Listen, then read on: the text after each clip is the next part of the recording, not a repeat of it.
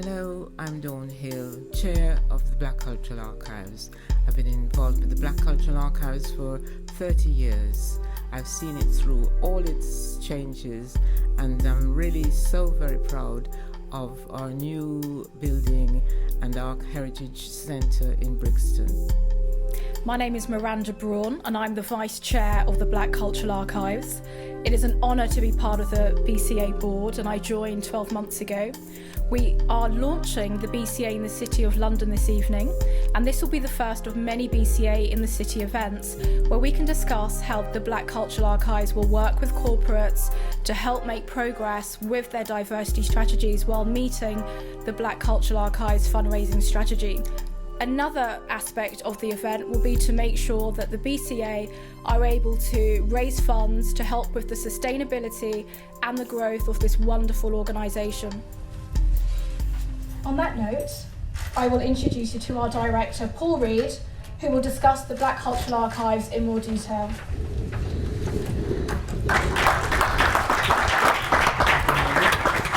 So, a little bit about the Black Cultural Archives. Black Cultural Archives is a registered charity, was established in 1981 and by teachers, parents and historians, etc. The founder members were concerned about representation, how people were being represented. Also concerned that when we turn the pages of history and we look into the history book quite seriously, there was an absence of black people within the textbooks and within the education system. And so there was a great need and a great cry for us to be able to create the types of resources where people can see themselves in history. And there was a concern that if we were absent from the history book, that there was a direct knock-on effect to the way we see ourselves. You could in some way talk about our psychological well-being that seriously. As well as, of course, ideas around role modelling and achievement and great things. And as the group considered this wonderful venture that we all became part of, it was clear that there was a big piece of work that needed to be done when it comes to history. And of course there's all the conferencing around the key questions of heritage, engaging people, calling in across the sector, people interested in this history, and so to address some of the key questions and then start to kind of take some of those forward in the form of recommendations and so on. And in that case, one of the things that's worth considering is that the equalities and diversity objectives that we all have within our corporates need to be really kind of realised with practical, real and honest debate. And this is part of what we're doing this evening with the launching of the 100 Club, the consideration to the content of the timeline, ways in which we can all get involved. We want you to join the timeline. So we want you to, yes, we do want you to join the timeline. And in fact, some people present have done such great things that they maybe ought to be on the timeline. But we certainly want you to join the 100 Club and want you all to be a part of making this difference. And I just wanted to share a couple of stories with you this evening about why this is so important.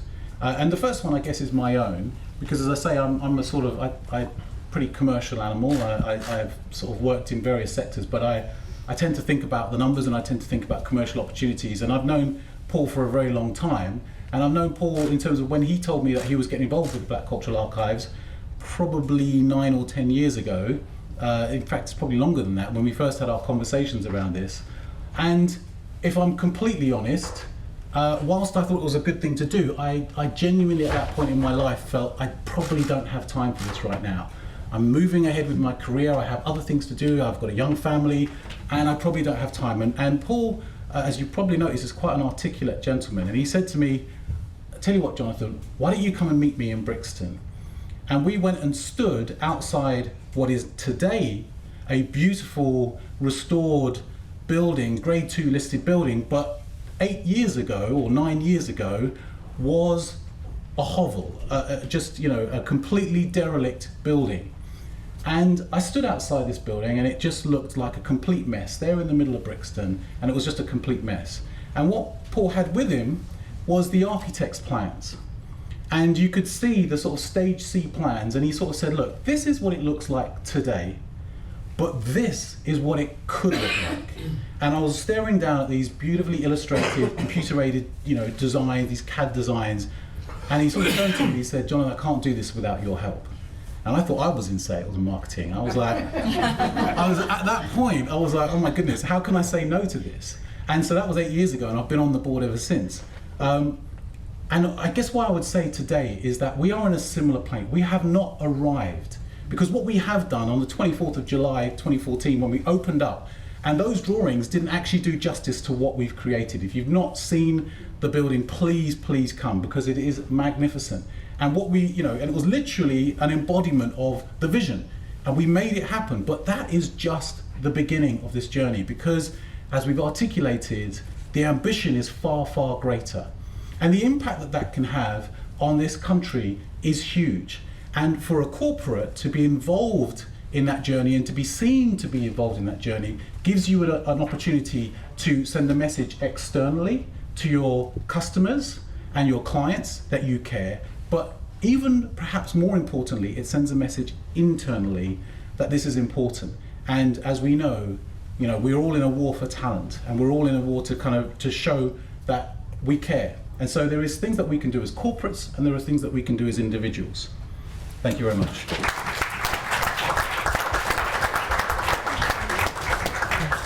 Because I wanted to say something about the Black Cultural Archives and why the BCA is so important, and in particular to the sponsors here, just to further inspire you to help resource what we're doing at the BCA and allow it to continue its work. And I also wanted to use the opportunity just to say something about diversity in the city, in corporate Britain. But let me start with the BCA, and of course it's very fitting that we're holding this event in Black History Month. This is an opportunity for us not only to celebrate the contribution of Black Britons to our country, but also to document the Black British experience and ensure that the next generations coming on through understand what the previous generations went through. And we do that obviously in particular during Black History Month, but it is something that the BCA does all year round. And one of the reasons I think this is so important, not just a celebration, but ensuring there's the understanding of the experience, is because I think it informs how people see Britain now and how the next generation sees Britain now. What do I mean by that?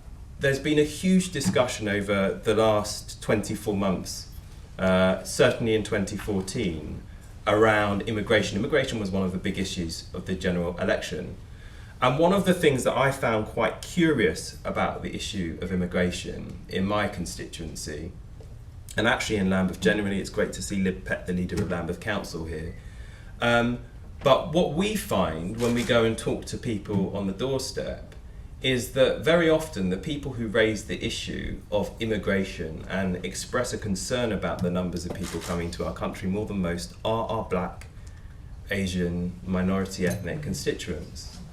And when I have that conversation about this issue, and why I'm absolutely firm in my belief that we do not give any quarter to the likes of UKIP and others who seek to use this issue of immigration to set up different groups against each other, I always refract back to the experience that my father had in this country and remind people when they talk about this what it was like to arrive here and what it was like for our parents and our grandparents. You know the signs, no Irish, no Blacks, no dots. We all, and if we don't have things like Black History Month and the BCA, then as time progresses, our young people will forget about that experience.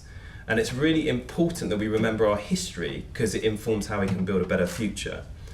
And I hope that some point in the future, the BCA will, have some historical artifact or some exhibition which not only shows the progress of Black people in so many different fields, music, arts. Go to the BCA in Brixton and you will see. Thank you very much.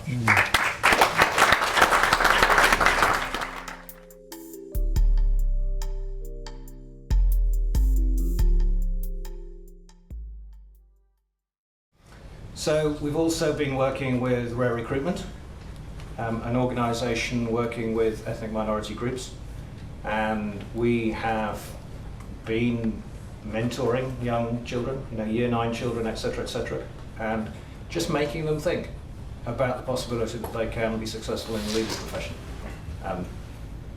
Are there any results? Well, stats here I've got in front of me. We've got something called Pathways to Law, which is just giving work experience to school children. In our February 2015, 94% of the children on our Pathways to Law work experience were from ethnic minorities. And that wasn't because we decided to have an ethnic minority work experience. But again, one of the speakers earlier mentioned, in effect, role models. And that is a challenge, because it goes back to the point I said at the beginning. If you come to a city law firm who has not been hiring people from ethnic minorities during the 1980s, 90s, early 2000s, and you look around, then you're not necessarily going to see a lot of role models. As Chuka said, a huge amount of progress has been made around the gender diversity, and that's a good example of what we can do collectively on the race diversity card. But I think fundamentally, I would say, I don't know whether Imran would agree with this, I think conscious discrimination is quite rare, certainly in the corporate legal world, but the unconscious definitely exists, and I think what we need to be doing collectively, whether it's by affirmative action or otherwise, is just creating opportunities for people and making them believe that actually the system can work in their favour and that it can be on their side, as opposed to the system just being constantly against them. Fantastic. Okay. Thank you so much, Nicola. I think when it comes to how the quotas work within the firms, it's less about saying a proportion of your firm should be at this level, but more about being able to highlight that, one, these people exist, and two, providing them with an environment where they can talk about what they're doing. We talked about the idea of having role models. One of the biggest things I can see across the city is that where we do see diversity, I don't get a clear sense that those people that occupy a role of influence actually exert as much influence as they really do have access to. I agree.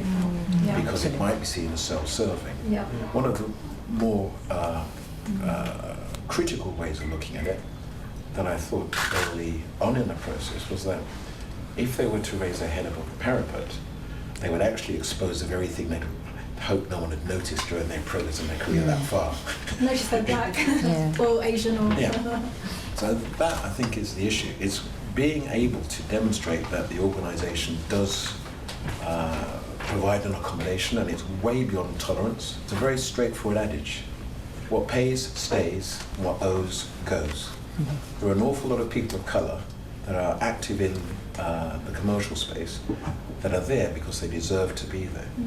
The argument isn't whether we should have them. The argument is how can we get some more so we demonstrate this 34% that Bain and McKinsey have pointed out is available to us. We only have to look at the history of Black Britain. We know that society is racist, it's institution racist. We have that. I can throw all the statistics to you. I'm not going to. So if society is, and every structure that's part of that society is going to have racism within it. And then we've got to get rid of this idea, this concept I hear time and time again, which comes under British values, tolerance. It's a terrible word. Britain is a tolerant country. Why are you tolerating me? Yeah, exactly. I don't want to be tolerated. I have a right to be here. And it's not just me saying it, there's sociological arguments, because that thing to be tolerated, that thing you're tolerating, has got something negative which you're tolerating. I did interviews for the first time, I think, in my career about a month ago. And I wanted to be one of those tough individuals, Lord Sugars of this world. You're fired. I couldn't bring myself to do it. We had all of these people from minority communities coming, telling me their sad stories. Yeah. How many places, and their names, all their different names, and what they used to say. They'd get an interview, turn up, never got the job. Right. So do we go colourblind? No, we don't go colourblind. We go affirmative. We have to get people in and start changing for them to bring it back. It's a bit like when our parents and grandparents came over, they settled in Southall, in Newham, etc. You get them in, they follow.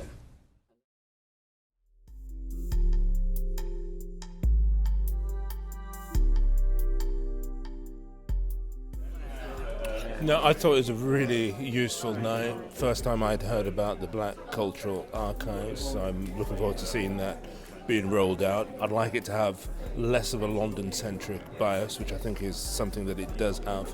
There are black communities right up and down the country, which I think it needs to reach out to. I thought in terms of the panel discussion, the input from all of the contributors was excellent. It was a bit of a throwback to a slightly more, I would say, sharper debate about the extent to which people of colour have not made progress within the professions, and lots of quote-unquote radical solutions and issues being discussed. So a really, a heartwarming discussion, and has certainly provoked some thoughts in my mind. Fantastic evening. I'm sure you would have heard that from other people, but I genuinely mean it. It's just to be able to have the quality of speakers that we had and the level of debate that we had was absolutely tremendous. And it was really highlighting some of the really significant issues that face the corporate world, but that there are people committed to doing something about it. So I loved it. I thought it was a fantastic evening where people had great ideas about how to move things forward. However, we've got to be a bit more innovative. We've had many years of discussions about race in the workplace in different sectors. We now need a bit more action and a little less talk.